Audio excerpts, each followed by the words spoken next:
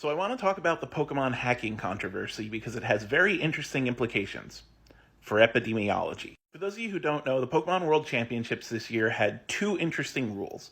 Number one, you were able to use Pokemon that weren't available in the game being played, so like trade-up Pokemon. And number two, they were very, very, very hard on hacks.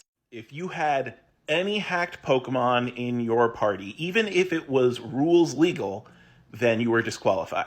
And a ton of people got disqualified, and they didn't know they were going to get disqualified. It came as a surprise to them. Now, why is this the case? Simple answer, trading. Trading is a big part of Pokemon team building. And the most competitive teams now include Pokemon that can stretch back all the way to DS games. Now, if you traded for any of these Pokemon, there's a chance that they are hacked. Because Nintendo does not disallow the trading of hacked Pokemon at all. Which means that you have no idea if you're carrying a hacked Pokemon.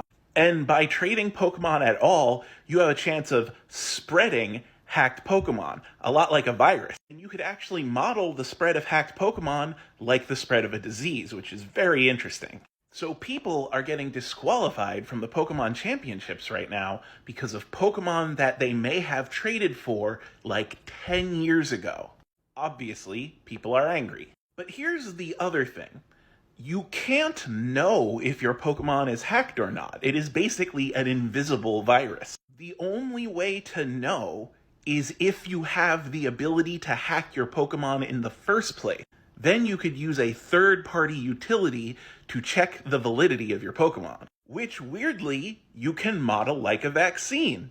If you have exposed yourself to hacked Pokemon, then you can know if you have hacked Pokemon. If you haven't exposed yourself to hacked Pokemon, then there's no way of knowing if you have one or are spreading it.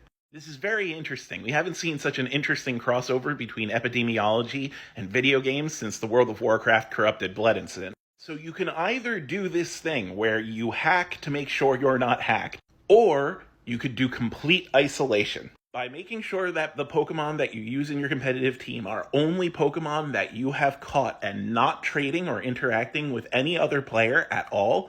Then you can also guarantee that you have a legitimate tournament-ready Pokemon team. And the amount of interactions you have increase your chance of getting a hacked Pokemon. And again, this is modeled exactly the same as how isolation helps stop the spread of an epidemic disease. From a scientific standpoint, this is very interesting. But from a competitive Pokemon standpoint, they should probably just allow hacked Mons. Like, this is ridiculous. No one deserves to be DQ'd in the final round because they traded for a Pokemon like 10 years ago somewhere on the internet for someone they don't even know.